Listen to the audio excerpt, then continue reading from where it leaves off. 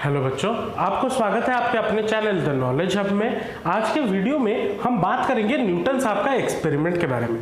अब न्यूटन साहब ने क्या किया था, देखिए जब वो अपना पढ़ाई कर रहे थे ना अबाउट द स्पेस, वो स्पेस के बारे में ज़्यादा पढ़ते थे। तो जब वो पढ़ाई कर रहे थे और उधर कुछ ऑब्जर्व कर रहे थे तो उन्होंने देखा कि जब कोई व्हाइट लाइट एक चीज़ पे हेवनली बॉडी पे गिर रहा है तो वो जो ऑब्जेक्ट है ना वो उनको कलरफुल दिख रहा था। ठीक है, तो वो जब उनको कलरफुल दिखा तो उन्हें लगा कि शायद वैसा कलर होगा। लेकिन जब अलग अलग टाइम पीरियड पे उनको अलग अलग कलर दिखने लगे, तो जैसे वो होने लगा तो उनके दिमाग में स्ट्राइक किया ये क्यों हो रहा है। अब जब वो चीज दिमाग में आया कि क्यों हो रहा है, तो उन्होंने क्या किया कि उन्होंने अपना एक प्रिज्म लिया। ठीक है, एक प्रिज्म, ग्लास का प्रिज्म लिया और उस पर तरह तरह का लाइट डालने की कोशिश करते रहे। अब लेकिन जब तरह तरह की लाइट डाल रहे थे ना तो एक पॉइंट उनको ऐसा मिला कि वो इस तरफ से डाल तो रहे हैं व्हाइट लाइट, लेकिन जो इस तरफ से उन्हें मिला वहां आपको उनको कलर के बैंड्स मिलने लगे और जो एजेस में उनको कलर के बैंड मिलने लगे। तो वो शॉक हो गए, अरे ये कैसे हुआ, मैं तो दे रहा हूं भाई, निकल कैसे रहा है इतने सारे कलर। तो उन्होंने अपना एक्सपेरिमेंट जारी रखा और उन्होंने क्या किया, अपना रूम को पूरा अंधेरा कर दिया, पूरा डार्क रूम कर दिया और उन्होंने उस पर व्हाइट लाइट डालने की प्रिज्म पे कोशिश की। अब जब उसमें प्रिज्म पे उन्होंने व्हाइट लाइट डाला तो उन्होंने तब भी ये देखा कि उनको कुछ कलर्स मिल रहे। तो अब उन्होंने उसके सामने एक सीट रख दी और जिसकी स्क्रीन रख दी जिसपे उनको दिख सके क्या क्या कलर मिल रहा है।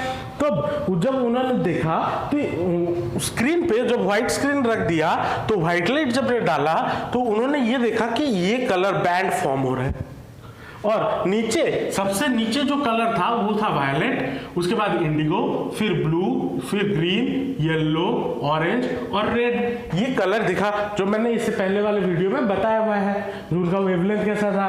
तो नीचे जो वायलेट है वो सबसे क्या होता है, सबसे ज्यादा डेविएट करता है क्योंकि उसका वेवलेंथ कम होता है, तो इसीलिए सबसे नीचे वायलेट था। और रेड एज बिकॉज उसमें उसका वेवलेंथ सबसे ज्यादा था तो वो बहुत कम डेविएट कर रहा था।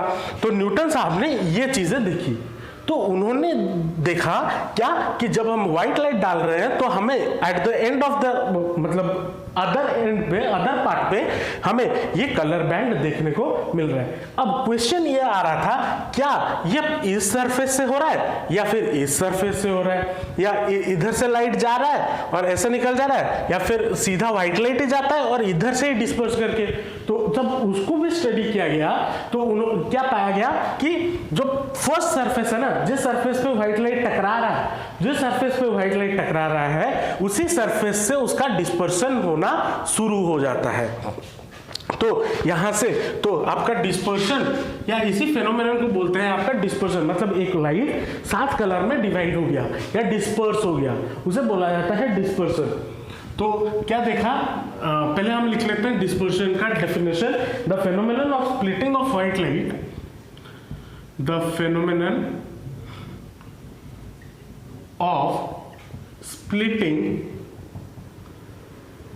of white light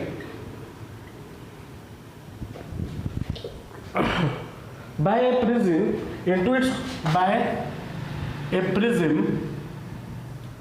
into its constituent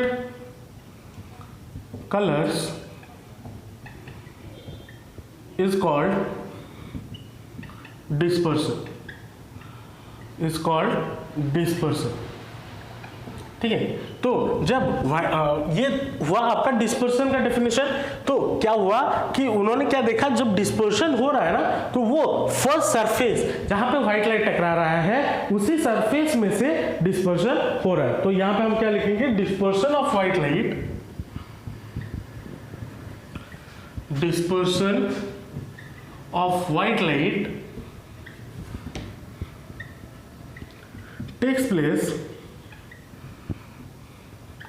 when it strikes the first boundary या बाउंड्री बोल सकते हो या first surface of the prism. तो जब उन्होंने ये लाइट डाला तो ये इन 7 कलर में स्प्लिट हो गया और इन्हीं 7 कलर को उन्होंने क्या नाम दे दिया, कंसेक्यूटिवली इनको बोला जाता है स्पेक्ट्रम। तो स्पेक्ट्रम क्या है, अगर आपको पूछा तो आप क्या लिखोगे, the band of colours that is seen after the dispersion is called spectrum। ठीक है, ये चीजें उनको देखने को मिली। अब उनके दिमाग में जब वो ये चीज उन्होंने किसी को दिखाया या फिर बताया तो उन्होंने तो बहुत सारे साइंटिस्ट लोग थे, बहुत सारे लोग थे, वो बोले कि हो सकता है प्रिज्म का ये खुद का लाइट हो। आप प्रिज्म पे क्यों कर रहे हो, कोई दूसरा कांच पे डालो, वहां पे तो नहीं हो रहा, लेकिन प्रिज्म में क्यों हो रहा है, तो हो सकता है प्रिज्म का वो कलर हो। तो बाद में उसको फिर तो जैसे स्टडी किया गया, ये बताया गया नहीं, व्हाइट लाइट का जो है उसका ही होता है। और वो कैसे किया गया, और एक ग्लास का या फिर पानी में और रेनबो में, जो हमारा रेनबो दिखता है, तो ये सारे व्हाइट लाइट के स्प्लिटिंग। अब रेनबो में तो कितना बड़ा प्रिज्म कोई नहीं रखा ना कि तो प्रिज्म रेनबो बनेगा। तो ये जब नेचुरल फिनोमेना को स्टडी किया गया तब पता चला कि नहीं, ये प्रिज्म की वजह से नहीं, ये व्हाइट लाइट की वजह से हो रहा है। तो पहले लोग क्या समझते थे कि ये प्रिज्म का खुद का लाइट है, खुद लाइट वो एमिट कर दे रहा है, नहीं, व्हाइट लाइट दिया जा रहा है। एक्चुअल में क्या होता है, जब व्हाइट लाइट दिया जाता है वही स्प्लिट होके 7 बैंड में डिवाइड होके निकलते हैं। अब क्वेश्चन ये उठता है कि ऐसा क्यों होता है, क्यों डिवाइड हो जाता है, क्यों 7 कलर में डिवाइड होते हैं। तो cause of dispersion of white light and formation, क्यों ऐसा होता है। तो इसका आंसर है कि सब देखिए, जो व्हाइट लाइट है ना वो summation of all the colours है। जो हम इलेक्ट्रोमैग्नेटिक वेव्स जब हम नेक्स्ट वीडियो में पढ़ेंगे, उधर हम पढ़ेंगे जो विजिबल लाइट होता है या फिर सबका वेवलेंथ के बारे में हम जब डिटेल में पढ़ेंगे उधर आपको मैं अच्छे से समझाऊंगा। लेकिन अभी के लिए ये समझिए कि जो लाइट होता है ना, जो लाइट होता है वो व्हाइट लाइट होता है, वो समेशन ऑफ ऑल कलर्स होता है। बहुत सारे कलर्स मिलके व्हाइट लाइट बनाते हैं। अब जब वो एक प्रिज्म के थ्रू पास करते हैं, एक सरफेस पे टकराते हैं, तो हमने अभी लास्ट वीडियो में पढ़ा था कि हर कलर के लाइट का अलग अलग वेवलेंथ होता है और जैसे जैसे वेवलेंथ होता है डेविएशन भी वो अलग अलग होता है। तो जैसे ही हमने एक साथ सारा कलर डाला तो वो क्या हो गया कि सब वो अलग अलग हो गए। क्यों अलग अलग हो गए, क्योंकि सबका वेवलेंथ अलग अलग है, और अगर सबका वेवलेंथ अलग अलग है तो सबका स्पीड भी अलग अलग है, तो स्पीड अलग अलग हो गए, और स्पीड जैसे जैसे अलग अलग हो गए तो उनका डेविएशन भी अलग अलग हो गया, इसीलिए ये डिस्पर्शन हुआ। तो जो रीजन ऑफ डिस्पर्शन आपका क्या लिखोगे आप, अगर आपको पूछ ले एग्जाम में what is the reason of dispersion, तो आप उधर क्या लिखोगे कि क्या wavelength of different colours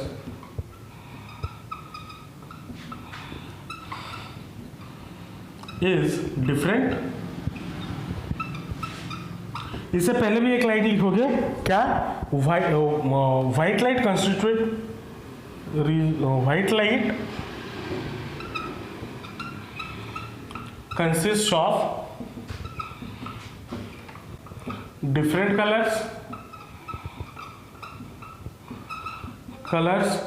and wavelength of different colors is different, hence speed is different,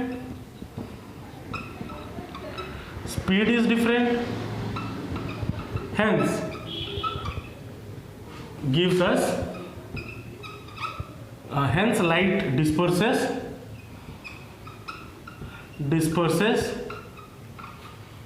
and gives us a spectrum। ठीक है, ये क्या हो गया आपका रीजन ऑफ डिस्पर्शन। तो ये आप अपने एग्जाम में लिख सकते हो। ठीक है, यहां से यहां तक। ये आपका रीजन ऑफ डिस्पर्शन। तो होपफुली आपको डिस्पर्शन क्या है, स्पेक्ट्रम क्या है समझ में आया होगा, और न्यूटन साहब ने जो एक्सपेरिमेंट किया था वो भी अच्छे से समझ में आया होगा। तो नेक्स्ट वीडियो में हम इलेक्ट्रोमैग्नेटिक वेव्स या जो स्पेक्ट्रम होता है उसको पूरा हम पढ़ेंगे और अच्छे से और डिटेल में, और अपना कॉन्सेप्ट को और अच्छे से क्लियर कर लेंगे। तो मिलते हैं नेक्स्ट वीडियो में, तब तक के लिए ऑल द बेस्ट एंड जमकर पढ़ाई करते रहिए। Thank you.